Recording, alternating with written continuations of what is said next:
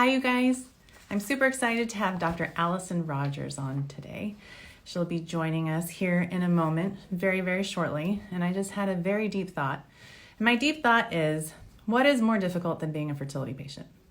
Do you hear the crickets? I do too.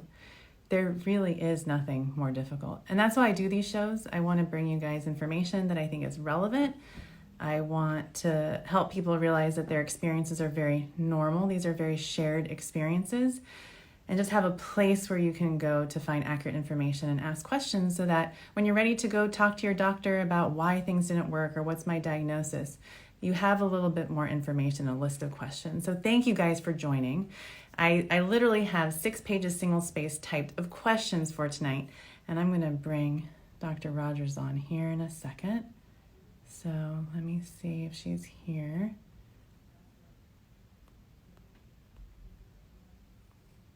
So thank you guys for joining me. She hasn't joined quite yet, but I'm sure she's going to be joining us really, really soon. So as I'm waiting for her to join me, I just thought I'd share this really, really nice comment that someone actually sent me. And it was, "Dear Dr. Amy, just want to thank you for all your efforts and the time you've invested in creating these wonderful videos. There are a lot of patient-initiated discussions and forums for infertility where patients answer each other's questions and often mislead each other. Those forums can be helpful sometimes, but lead to frustrations and more unresolved questions. It's very difficult to get answers from trained medical professionals on myths and questions from patients. But your channel is resolving that issue for everyone. So I'm so, so glad that my channel can help." And she goes on to say thank you. So thank you guys for watching. I already see that you guys are adding questions here. So that's really, really awesome. So I'm still waiting for Allison to join me. I don't see her quite yet.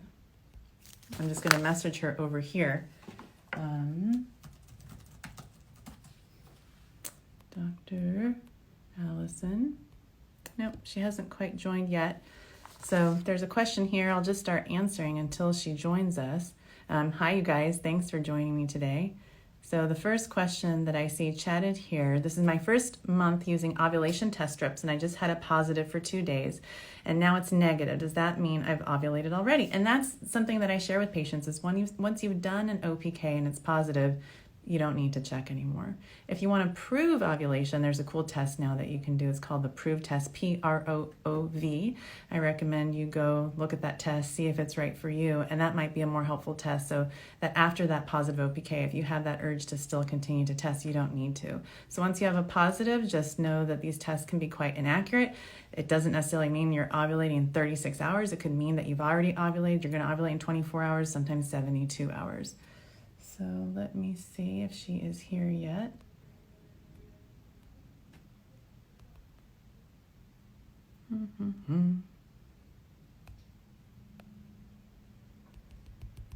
Just waiting for Allison to join. Oh, there she is. Okay, here we go. We're going to Dr. Allison Rodgers here in a second. This is my version of a party. He's talking about fertility for about an hour. So she's going to connect with us right now. Hi, Allison. Thanks for joining. I've got this, post-procedure day, humid, 95% humidity.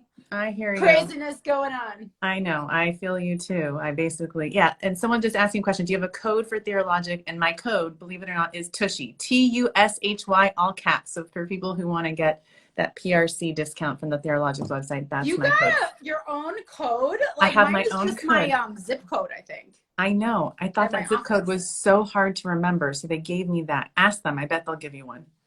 I'm going to ask them. I love them. Yes, I do too. I love them too. So tell us about yourself, Allison. Where do you practice? Where can patients find you before we start grilling you with questions? Awesome. Okay, so I am just like Dr. Amy, board certified OBGYN and fertility specialist reproductive endocrinologist. I did undergrad and med school at the University of Michigan. Then I did my residency in Cleveland at Case Western, Cleveland Clinic, and then went down to the University of Texas for my fellowship. And then I've been in Chicago for 9 years now. Awesome. And I'm with Fertility Centers of Illinois. And, I love what I do, just like you. I know. And you have so many followers on TikTok also. Tell us about that. Yeah, so I started doing it because I thought it was like an easy platform to be able to create content for Instagram and Facebook, right? Like it's easy to make videos. It wasn't taking me very long. And then it kind of turned into its own thing. So I think I do about 2/3 fertility work on there, like fertility educational videos. And then I do about 1/3, like teen stuff, like puberty. Because as reproductive endocrinologists, we're also specialists, and OBGYNs, of course, specialists in like puberty and hormone changes and all the things. And I have a teenage daughter. I also had to go through fertility treatment to have my family. So I, had multiple losses, had to go through the whole thing, IVF, the whole thing. And so I think I can sort of understand what people are going through in a unique way. And, but my teenage daughter, anytime her friends were over, they'd be like grilling me about like all things puberty. And I finally was like, well, why don't we just answer questions? Because if you three have all these questions, I'm sure everybody else out there does. Right. And it's been a fun side project, so it's just, I'm really doing it to try to get useful information out there of everybody, of course, but fertility patients, especially, as well as obviously teens, because I think they're getting their information from Dr. Google. I mean, everyone, all of us. Dr. Google, as well as, Instagram, Facebook groups, and then this younger generation, TikTok. So, try to meet people where they are, because I think there's so much misinformation. Trying to get people accurate, reliable medical, scientific facts about health, I think is really just obviously like passion of mine. Right, mine too, and that's why we're here. So thank you for joining us for my pleasure. Thanks for having me. Q&A. Of course. Are you ready? Are you ready for the question? Okay, so the first question is, Dr. Amy, I was wondering if you and Dr. Rodgers could discuss some of the safe laxatives to use during OHSS. Is it safe to take magnesium citrate, which pulls water into the intestines? Will it also help to resolve water retention? What do you guys think? So, I mean, first of all, I think that if we think about ovarian hyperstimulation as a disorder after IVF, first of all, you have high progesterone levels, which are causing slower GI motility. Also, during your IVF retrieval, you're given medication like narcotics, usually, that slows the bowel down. And then you have a situation like ovarian hyperstim where it doesn't really slow bowel function, but everything on top of each other, there's not as much water in the GI tract, and that's going to slow it down. So, obviously it's most times, probably 95% of the discomfort is because your ovaries are swollen, you have all this extra fluid, and it's not really your bowels, but it kind of feels that way. And especially if you haven't gone to the bathroom a couple of days and you're kind of a whatever, everyday kind of person, or whatever you are, whatever's normal for you, and it slows down. So typically I'll recommend things like, Colace. I think I like Miralax a lot. Yeah. I mean, I don't think mag citrate's horrible, but remember, like, you're actually dehydrated. Even though you have fluid in your belly, your vessels are actually, dehydrated, and you have a lot of what we call hemoconcentration. Your blood gets very thick, and your blood clots and all the electrolyte abnormalities. Like, you want to be replenished. Like, you want to not make sure you're not drawing fluid away from your blood vessels to sort of feed your GI tract. So I think everything in moderation, of course. I think, suppositories or, mag citrate. Oh, I don't know if I could really recommend that one. It's just really strong, and it really pushes fluid out. And we really want them, like, the most important thing, obviously, is the blood vessels. I would probably recommend more of like a stool bulking agent plus lots of Gatorade. Yeah, I agree. Maybe same thing, milk and magnesia, and sometimes you need a little glycerin suppository. But we like to avoid the poop emergencies. Yes, no one wants to go to the ER for that. Okay, here's another question. I'm 36 years old, and I was able to conceive naturally 5 years ago and had a healthy baby girl. I was now told by my REI doctor that my AMH is 0.2, FSH is 20, and estradiol 21. I had 2 follicles in each ovary. My vitamin D was 16. The doctor said my only option is an egg donor to have a baby. She's also not fond of any supplements when I mentioned this to her. Is egg donor really my only option? So, sometimes I'll make suggestions to patients, and I have to be really careful, because I think that as a physician, obviously it's important to sort of educate your patients about what the diagnosis is, prognosis, and then options. And sometimes when we say, I really think the only chance of, really how you're going to have your baby is donor egg, it sometimes doesn't come out to the patient. The patient doesn't interpret it that way. Right. And listen, especially when so much is going through your head, it's hard to totally know. And exactly how things are getting in, into how you're processing the information. So, to this patient, I would say if you're 36, that's young. Right. And even if you don't have a lot of eggs and you've been successful before, right? Your uterus knows what to do. You've been successful before. And even if you don't have a whole lot of healthy eggs, this is a great example of why AMH is not 100% a predictor of success. Right. Because someone who's 45 who has an AMH of 0.2, probably almost 0%, probably less than 1%. Nothing's ever zero, but less than 1%.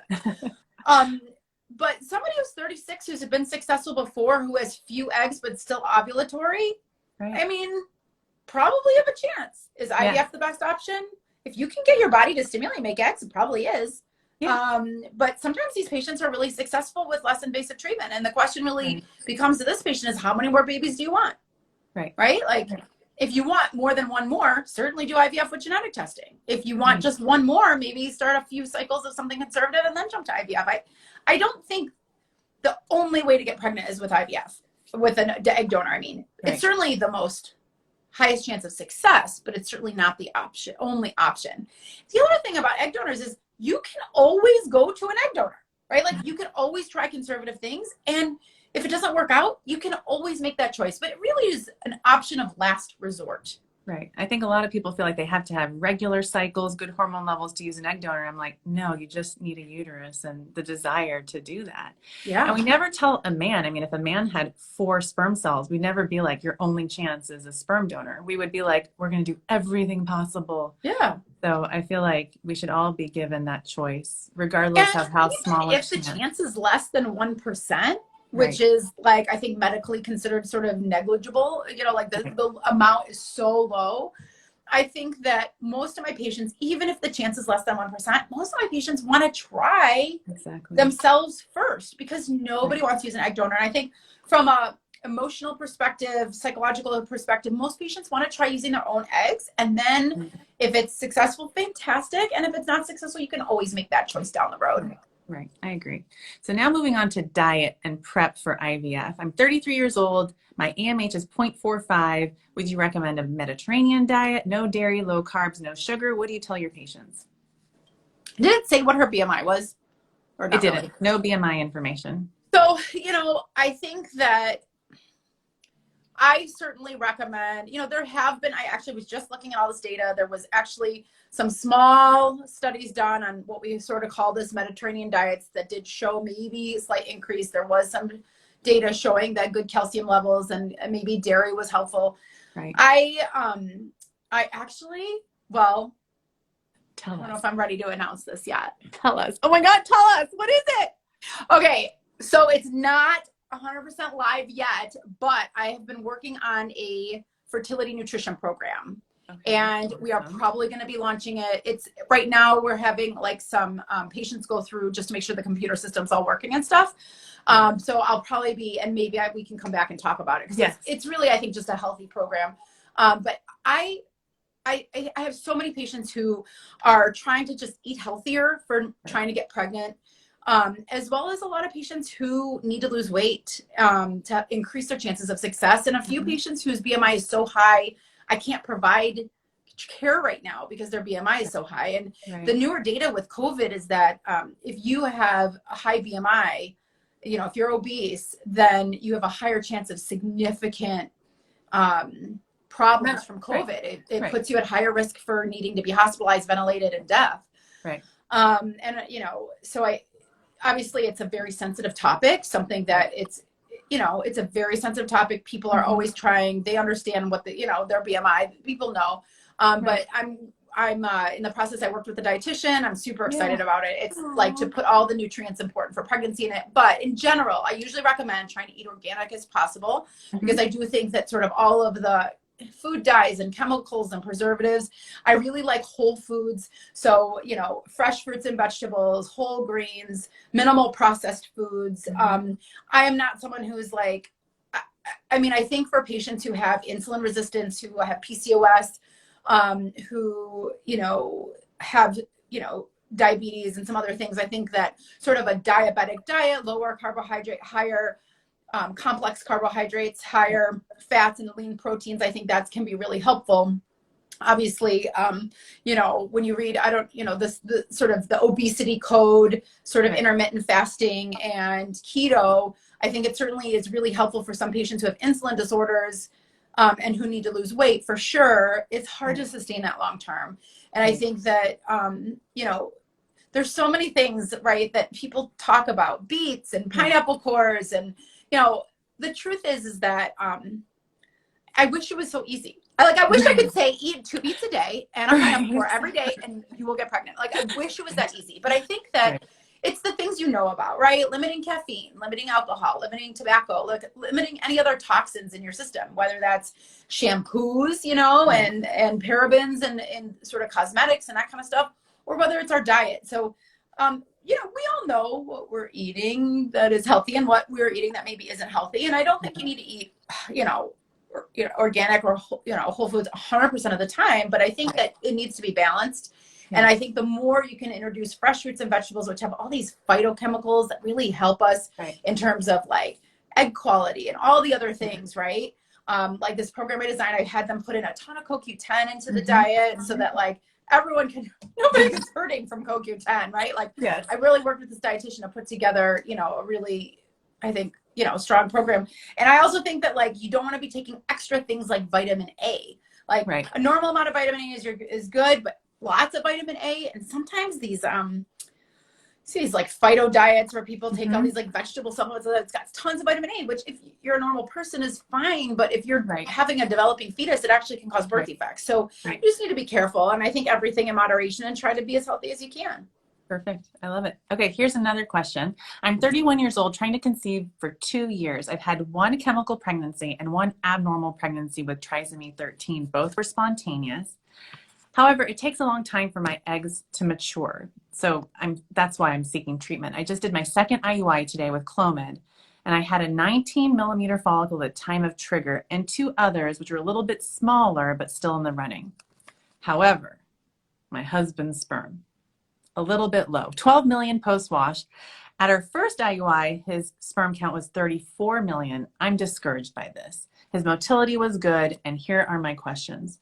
Does having more sperm equal better success, or is it okay that his post-wash was still normal? Also, is it normal for it to decline that much from 1 month to the next? And is it possible that maybe because we didn't have sex on the night of the trigger, that his sperm count was higher 4 days later? So how do you answer questions like that? Okay, so those are a lot of questions. So first of all, you know, for a patient who's had sort of 2 losses, a biochemical plus a known trisomy, I mean, I know it doesn't meet classical definition for maybe recurrent loss, but I might do some evaluation and sort of see if there's something else going on. I would really be curious what this patient's AMH is. I don't know if she wrote it into you, but I'd be wondering if there's like, I mean, she's young, right? But I would wonder if there's some issues with egg quality maybe going on. And this is a patient who I may want to consider putting on some supplements. In terms of sperm, because that's what most of these questions lie with this patient. I mean, I was always taught, and I don't think it's based on a whole lot of science, I'll be honest, but that 10 million is sort of a good number for IUI. And so it sounds like he had that, and so it should be fine. And there's some good data showing that, you know, having intercourse, for example, every day versus every other day gives people the same chance of success. What we see when we extend the abstinence period, right? So let's say usually for, you know, for a semen analysis, we say maybe 2 to 5 days. What we see is like sometimes people come in at like 7, 10 days. And what we might see is a high number of sperm, but low quality. And so maybe the motility is not good. Maybe the morphology is not good. So I actually think that having intercourse the night of trigger and then 2 days later having your IUI, I think, you know, that is an absolute, like, that's good. And I don't think you should hope at all because you're 31 and you've been pregnant twice. And you will be successful if you keep trying. Yeah, I agree. I agree about everything you're saying. And I think people look at me like, what? That's not what I read online when I say you can have sex every single day until I see you for your follicle check and then I'll tell you. And they're like, but wait, for the semen analysis, we were told we had to abstain. And I'm like, that's different. We're trying to get pregnant right now. You're not trying to do an analysis. Yes. That patient's Right. for. Okay. Here's another question. So I had a high prolactin level before starting IVF meds. And now my doctor wants me to take cabergoline to bring my levels down before my embryo transfer. My level was 45, but I didn't do anything while I was on my stem meds for IVF. Could this have affected my IVF results? And should I wait for my transfer until my prolactin levels are back to normal? And can high prolactin levels affect a fetus? Such great questions. Okay, so prolactin levels cannot affect a fetus. Prolactin levels interfere with our ability to release eggs and have a high progesterone level, which is of course important for getting pregnant and maintaining pregnancy. Right. You're doing an IVF stim, we're giving you meds, so you're going to make eggs. Prolactin's not going to interfere with that. Right. And for an embryo transfer perspective, of course, we want your progesterone to be elevated, nice and high after, after ovulation or a few days before transfer in a hormone replacement cycle. But we're giving you that. I mean, we're making sure and giving you all the progesterone you need. So I typically will treat my patients just to make sure their levels are normal. And then once they get pregnant, we actually stop it, because if your prolactin levels are high in pregnancy, it doesn't matter, because you need prolactin for milk development and all that stuff.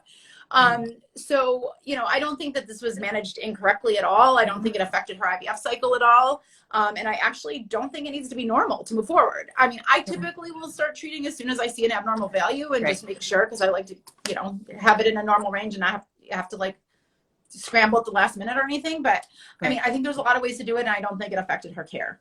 I agree. I mean, some people around here, they'll do like a MRI of the brain first. There's so many different ways of management. And then typically if you just say, don't touch your nipples for 2 weeks and you go back in for another check, it can be totally normal. Yeah. So I will usually check it. Yeah. Right. Exactly. So exercise, intercourse, and eating are all things that can affect, prolactin levels.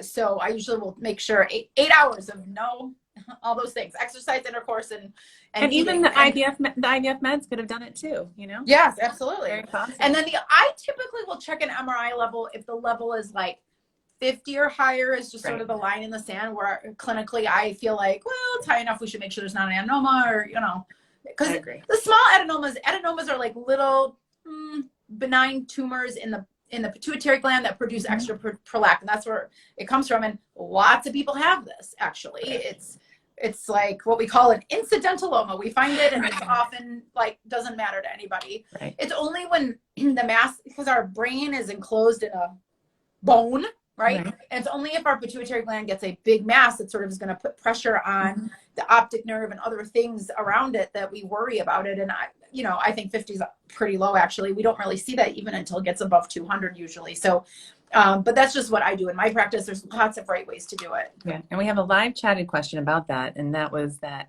I was told that high prolactin levels can cause miscarriages. Is this true? And I think that, you talking about progesterone and how it can affect progesterone, and certainly if it's affecting your production of progesterone, then that could cause a miscarriage. Right. Now, if you are a fertility patient and you have a high prolactin level, but you're being treated with progesterone, great. So I have some patients who cannot take cabergoline because cabergoline affects dopamine. And I have some patients who have very sensitive dopamine, maybe have psychological, psychiatric issues, sometimes like bipolar or schizophrenia, that they need to be on medicine to keep their dopamine in check.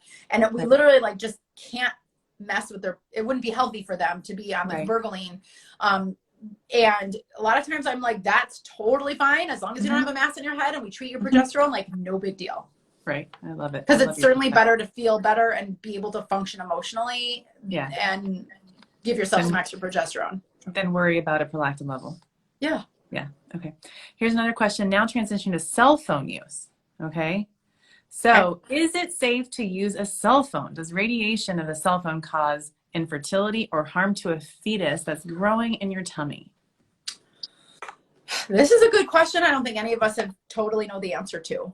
I think that obviously most of us are attached to our phones many hours a day, for work, for social, for connecting with people. I mean, think about it. Your phone is your camera, your calculator, your email, your flashlight, your phone, your clock, your your use wallet, it for everything, right? Your address book, your photo album. I mean, everything. Right. And I think that, obviously, I think that any sort of waves, microwaves, other waves, right, like are not super healthy. But I'll tell you, flying on a plane from New York to LA has got a lot of radiation waves. Right. I don't think there's any like distinct studies showing that it's going to like cause infertility or cancer or anything. But obviously, the more you can stay away from phones, the better. But good luck with that. Right. I mean, if anything, you know, I urge patients to consider not putting their phone in their pocket next to their belly, you know, especially at night, moving it maybe to a different room, stuff like that. Mm-hmm. Maybe that would help, but who knows? Okay. Here's another question. I'm sure you get this question too, because so many of our patients are used to being monitored so closely. So this is a question about using a fetal Doppler. So how safe or often can I use a fetal Doppler at home is the question. And I know this is like the biggest thing right now for patients to buy their own fetal Doppler and be checking. Right. I will say there is a learning curve on using a fetal Doppler. I mean, Dr. Amy and I both had to learn how to use fetal Dopplers when we were in residency. Mm-hmm. And, you know, sometimes you're picking up placenta blood flow. Sometimes you're picking up maternal blood flow. It's hard. It's not super easy. It takes a little Right. practice to understand what you're listening for and to be trained to understand, okay, that's fetal heart, not just placenta. Right.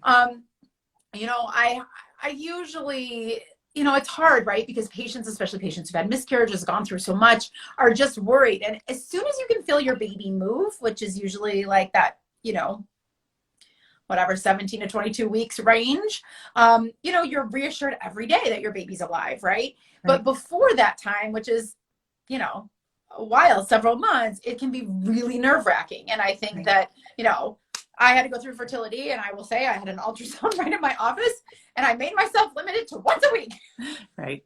But not everybody does. And so, you know, Doppler is sound waves. You don't want to be doing it forever because it can create heat, and you don't want to be listening for hours on end. Mm-hmm. I think that, you know, a heartbeat check once a week or so for a few minutes seems reasonable.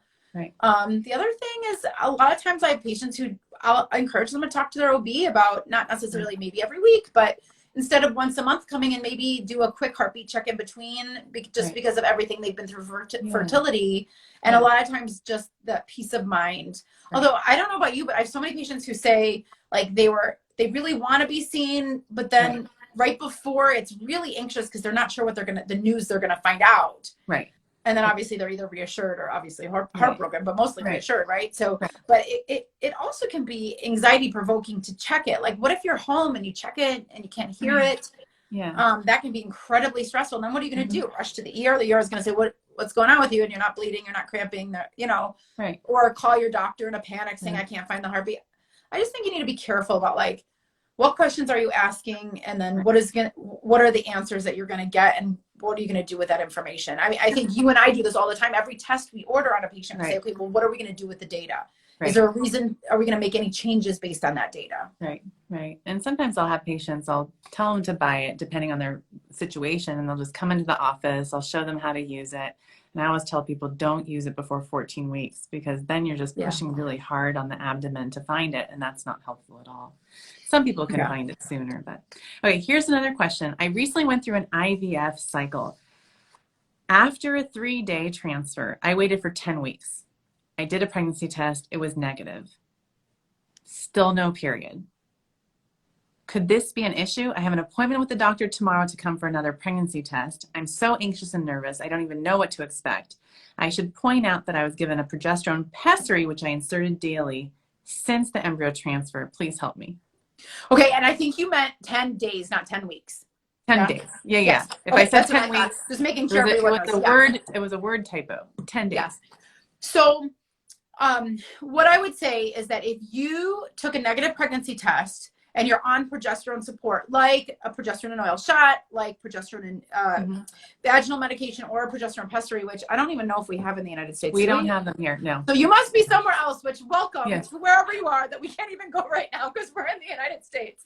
But, you know, I think that progesterone is going to prevent you from bleeding. And so if you're taking a progesterone pessary, you're being prevented from bleeding. And if you're going to see a doctor, now I will do this sometimes with patients, but I explain to them what I'm doing. It sounds not like you maybe have the greatest understanding of why you were being told this. Sometimes I'll actually keep patients on progesterone for a few days so I can see them make a decision about, are you going to do a frozen cycle next, another fresh cycle, and then be able to stop the medicine and roll right into another cycle, as opposed to like getting a period, having to wait a month. You know, like I think sometimes for my patients, for example, who finish a cycle and we have like lots of frozen embryos, we're going to do this again, we're not doing any other testing, whatever it is, or we're rolling into an ERA cycle, or sometimes I'll just hold them on that progesterone, maybe overlap Lupron, and like let them roll right into a next treatment cycle, and that saves them a month of prep. So I will do that, but I usually explain it to patients.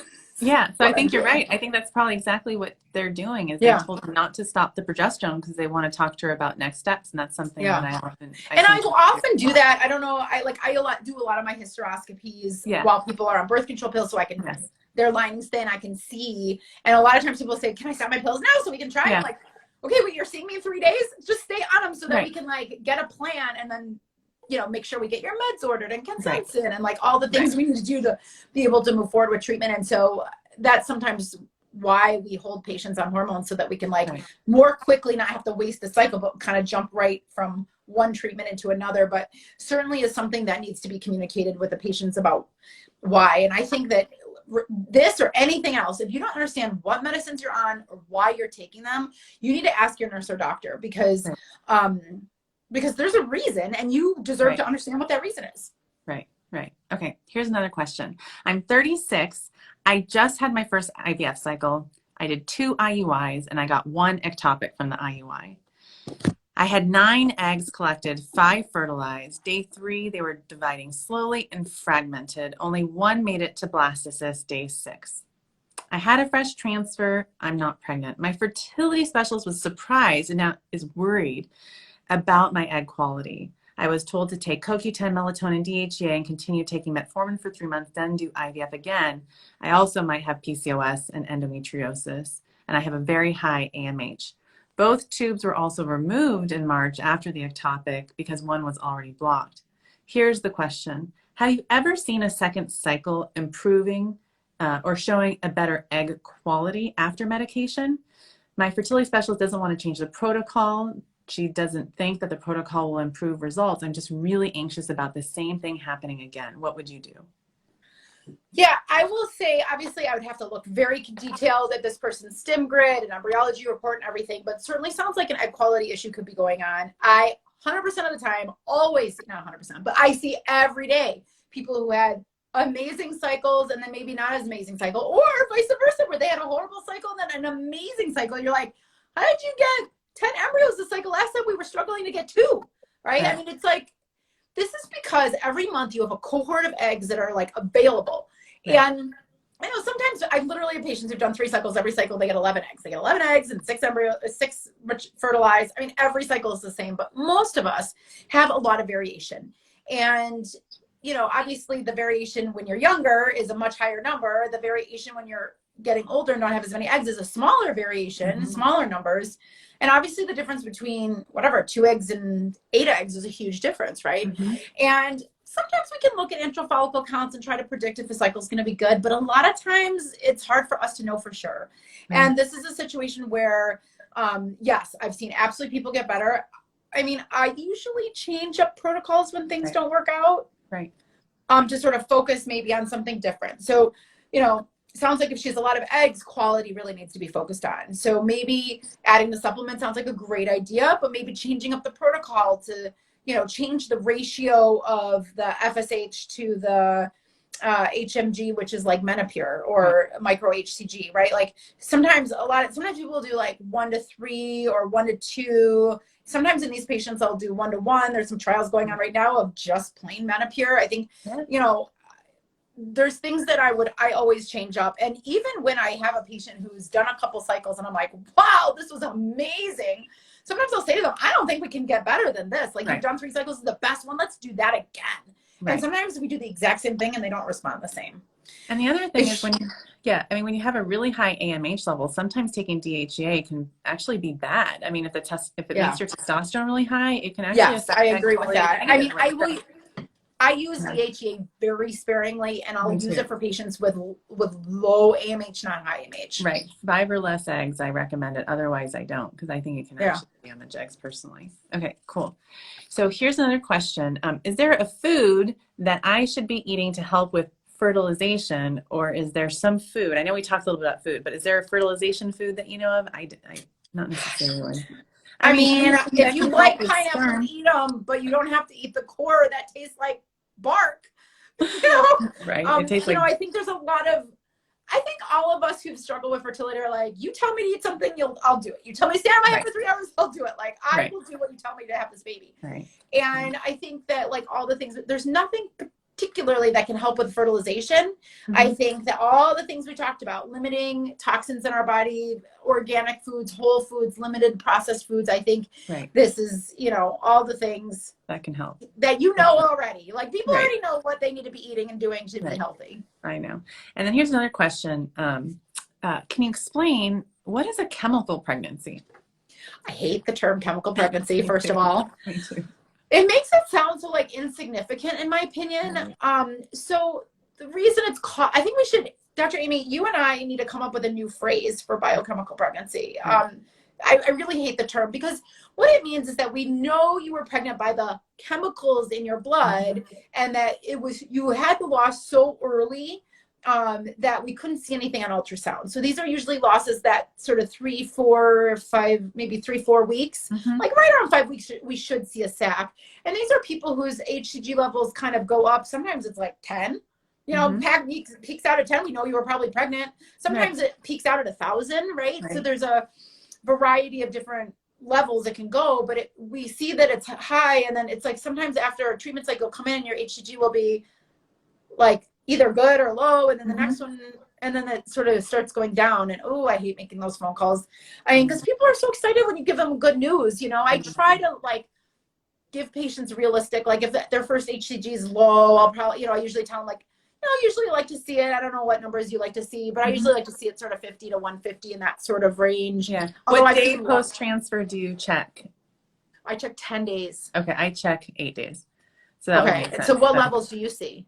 I mean, the lowest, I'm hoping that I can say that the lowest HCG that I've seen turn into a healthy pregnancy is 9, because I'm following someone right now with nice rising levels, and she started at 9. But then the second lowest is 13, third lowest is 15, 8 days post transfer. So I've seen it all. So the lowest I had 10 days post was 11 that turned into a healthy baby. Okay. Yeah. I mean, that's and great. Remember, like, blood work's just blood work. I mean, sometimes it's like, you know, we use positive controls, negative controls in the machine, but like, were you super hydrated that day? Was it like, did the levels kind of go up and down throughout the day and you hit it at a trough? I mean, I don't think we totally understand, obviously, but you have to sort of see what the trend is. I usually also like to see at least 3 numbers before I like if I saw a number and then the next number. I mean, a lot of people, I'm really conservative that way because like me too. If there's a number that I'm not so sure of, I just worry that maybe there's a lab error, which I actually never see, but you know, thank God, right? But you know, I just like to see it. And I've had most of the times when I've had pregnancies, and I bet you have the same thing, kind of go down and then back up again with HCG levels. It's almost always an ectopic. Right. I will say I had one patient who level went down twice. Told her to stop her medication. Checked it a few days later and it was going up. And I was like, ooh, I think this is an ectopic. She came in and I restarted her progesterone. She had a pregnancy in her uterus. I can't explain it. It's a miracle. I have no ability to understand what happened, but you know, things happen. But usually, you know, the levels we like to see. Now I have to start thinking about whether we should start doing HCGs earlier. Right.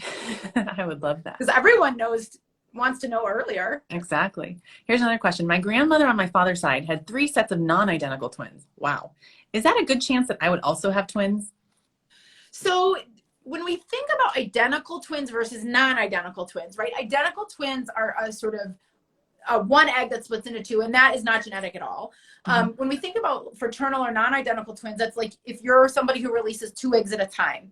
Happens often when you're like first starting your periods and ending your periods. So like people have that happen where they're releasing more eggs than one early like teens, and then also again like 40s.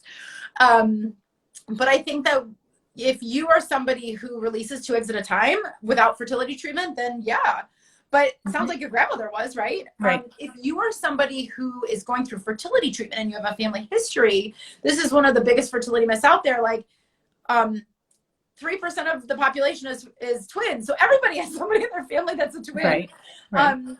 But I think that in general, it doesn't, when we're doing fertility treatment, we're giving you more eggs on purpose. So your chance of twins is increased, but not because of the family history, or the family history doesn't exacerbate that number. Right. Here's another great question. Is it true that it's easier for women to get pregnant a second time after the first? Okay, so pros and cons with that one. First of all, probably a little bit, because you've proven your body can get pregnant. There's implantation, and whether you used IVF or not, you know, if you didn't use IVF, it proves your tubes were open, you know, sperm got into egg, you know, if you have the same partner, embryo implanted, right? Like all those things worked. So I think that's a positive sign. And the other thing is, usually for second babies, you're older, and so you may have less eggs or less egg quality. And so I think that that's something it's important to sort of, you know, it's always better to have, you know, it always increases your chances that you've been pregnant before. My dog's like trying to get in. So I love it. Come here. So here's another question. No worries. So when should I switch from IVF to IUI? I'm sorry, IUI to IVF is what I meant. So that's a really personal question that has a lot to do with your prognosis, your age, and your insurance, if you have any. So, you know, usually if you have blocked tubes, if you have really poor sperm, those are reasons to go right to IVF. If you are 38 and over, you should probably go right to IVF. If you're young and you've tried usually like 3 to 4, usually I say 3 IUI cycles and it hasn't been successful, the chance of it working is less than 5%. And I really recommend you move on to different treatment. Right. That's great advice. Okay. Here's a question about blood type. My husband and I are different RH. We have different RH status. I'm RH negative. He's RH positive. Could that be a reason for our infertility? So that's a great question. So the reason we worry about this scenario where a woman is negative, but her partner is positive, or the sperm donor, whatever, is that if she has a pregnancy and delivery, then she, being the negative person, could get exposed to her baby, which might be positive, and develop antibodies against her baby. So it really affects a future pregnancy.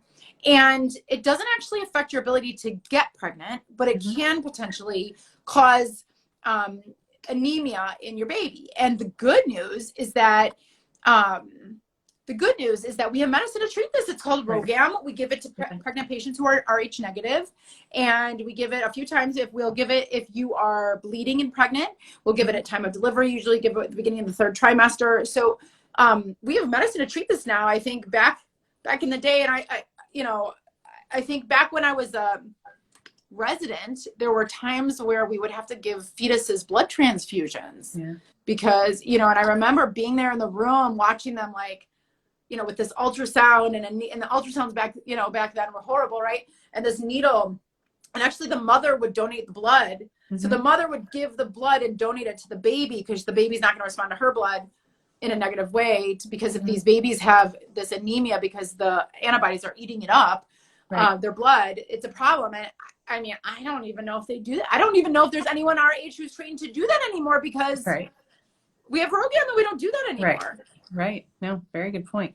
So here's another question. I'm 37. I've never had a miscarriage. I'm just trying to get pregnant now for the last 2 years. No success. My question is, I have hyperthyroidism. Could that be the reason why I'm not getting pregnant, but it's under control? So usually hyper, which is too much thyroid, or hypothyroid can affect your cycles. So if it's not under control, you can have irregular cycles. And if you're not ovulating, then it's going to be hard to get pregnant. But if you have hyperthyroidism that's under control, it probably shouldn't, it's probably not affecting your ability to get pregnant. And I definitely, if it's been 2 years and you're 37, need to see a reproductive endocrinologist so that you can get evaluated and start treatment. Exactly. I agree. Okay, here's another question. I have a question for your live Q&A. I have PCOS and really long cycles. I sometimes don't even know when my period will come.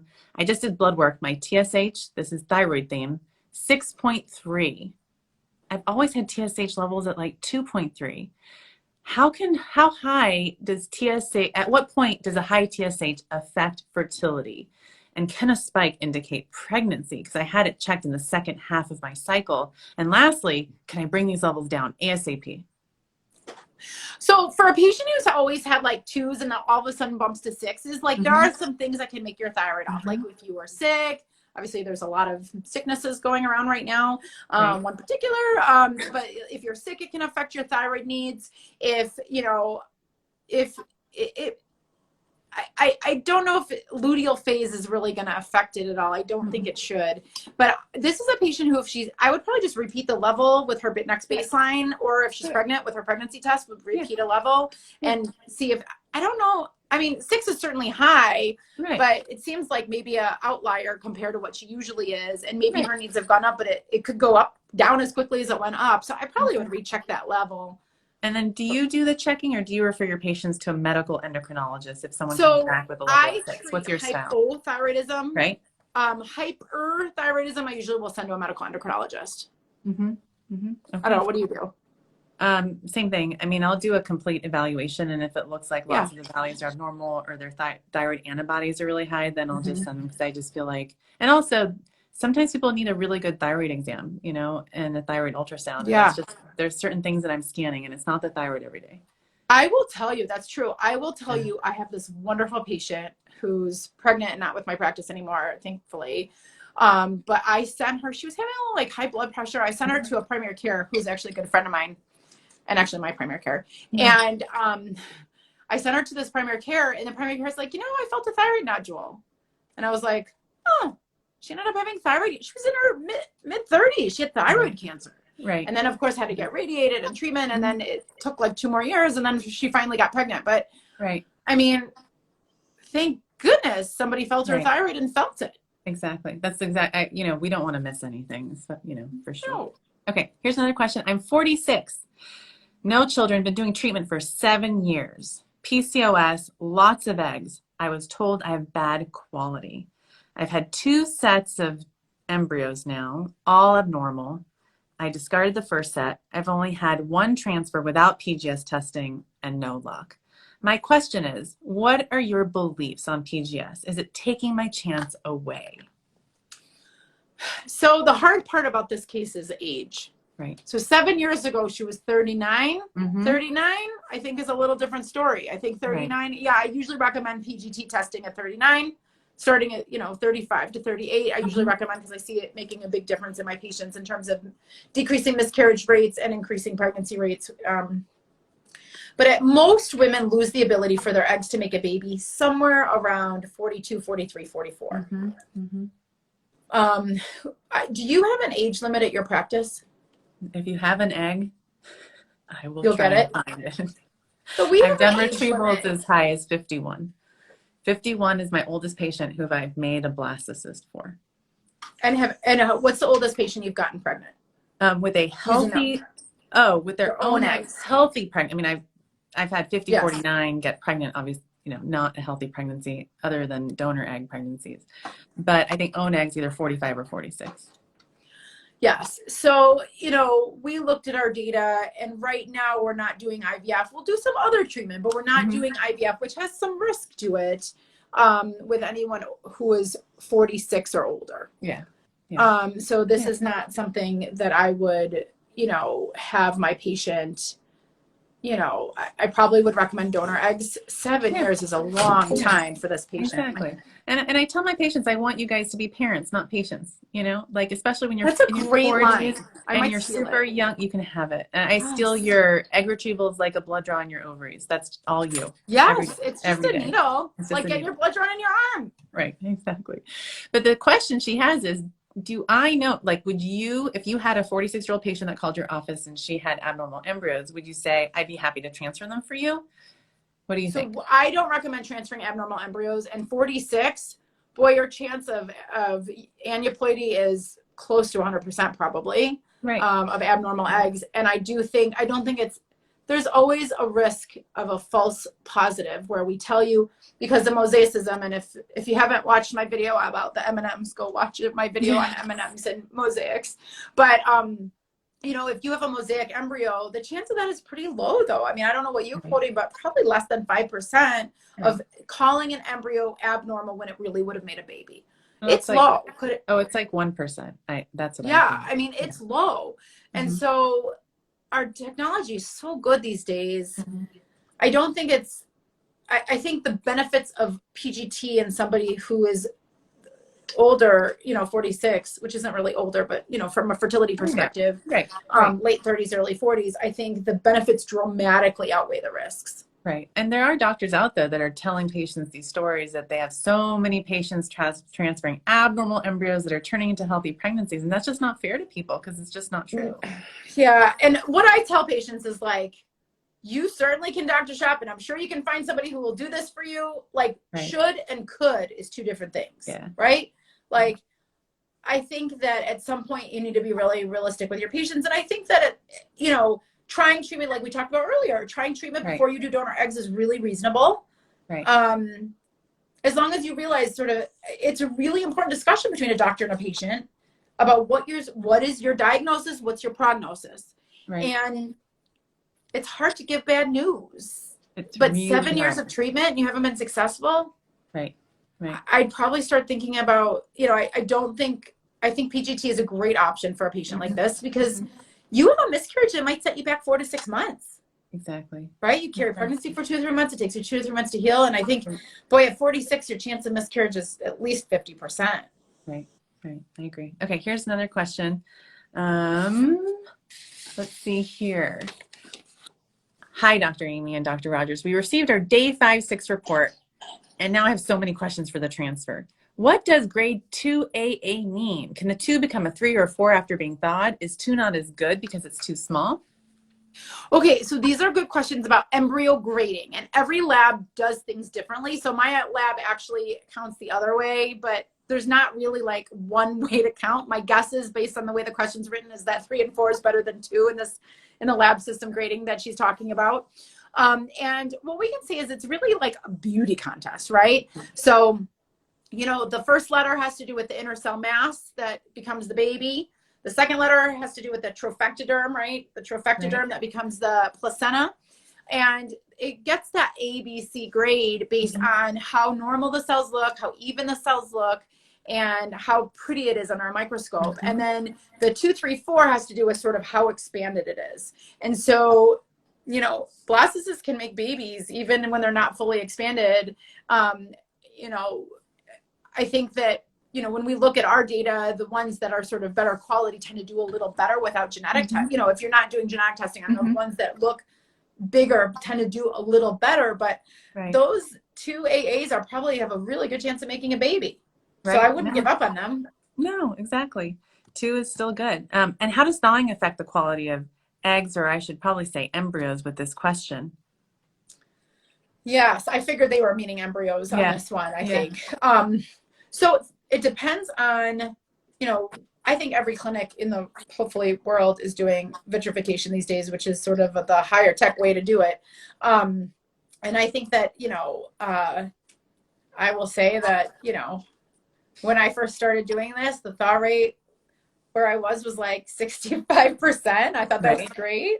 Right. And very, very quickly with vitrification, it went to like, I think our thaw rate's like 99.8%. Right. Do I have an embryo every once in a while that does not survive the freezing thawing? Yes, it's rare. And I'll be honest, a lot of times it's because it's coming from an outside facility that may not have, as you know, the same techniques.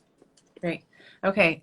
Allison, we've been doing this for a really long time, so I'm going to do rapid fire now. We have one more question that was emailed to us, and then I want to get to all our live chatted questions. So let me do this one real quick.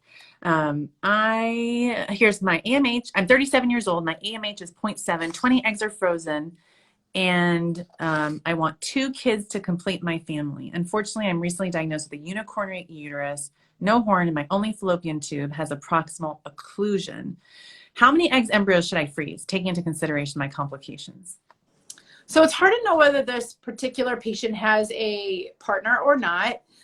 You know, if you're 37, I mean, that's a low AMH for sure. But if you're 37 and have 20 eggs, I have some graphs. I don't know. There's like a great study that looked at people who thawed their eggs.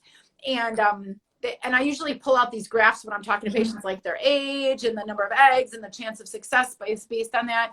And, my guess is that patient would have like 70-ish, maybe higher % chance of success.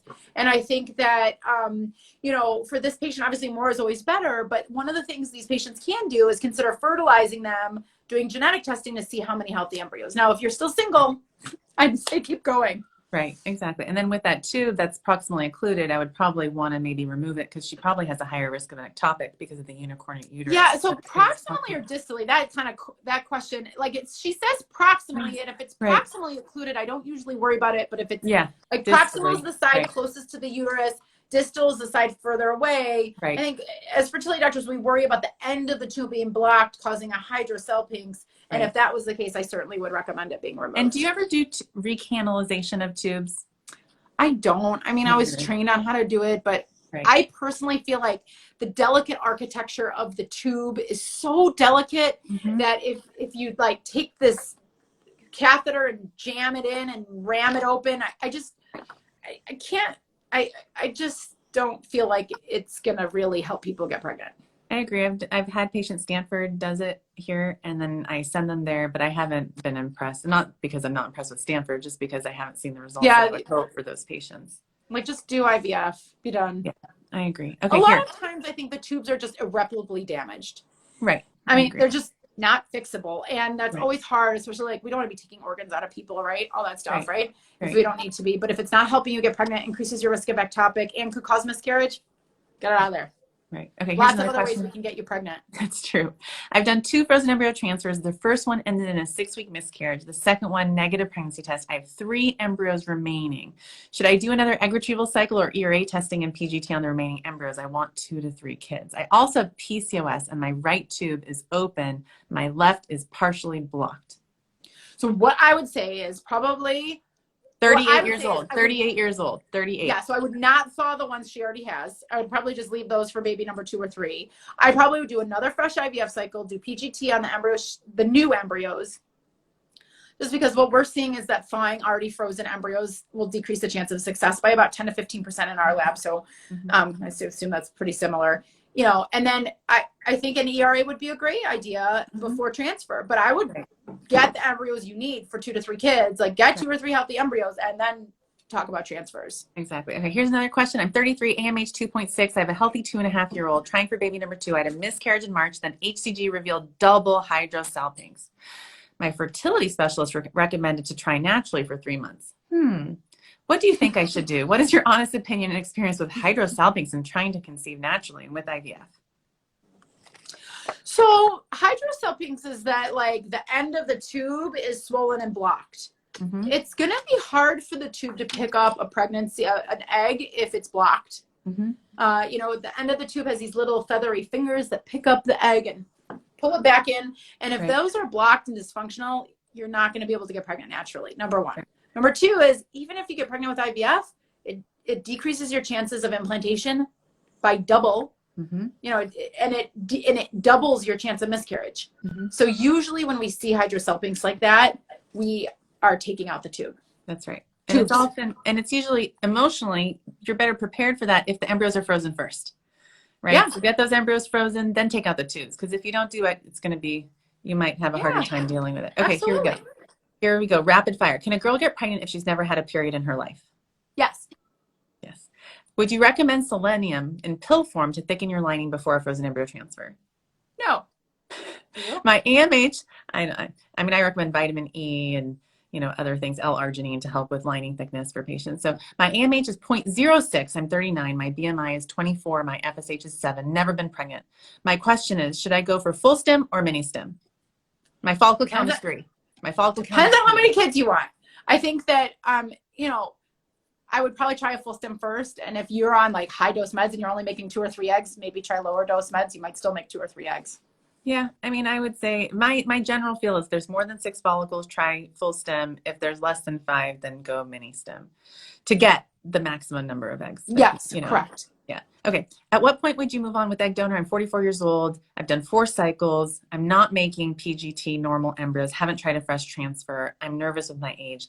Not to test. But it looks like she has gone through cycles and hasn't done a transfer, but hasn't done any genetic testing? 44, I think that I would probably, I mean, that's probably do your transfers or have genetic testing on your embryos. Right. And then if it doesn't work, you can try donor. Exactly. Hi, doctors. I'm looking to transfer to another doctor, but I have 2 frozen embryos remaining that I still will be transporting to the new facility. Is the likelihood of embryo thawing less because I'm moving embryos? It shouldn't be. I mean, it should be the same. I think that the hard part is really the freezing as opposed to maybe the thawing. And if some practices don't do a good job freezing,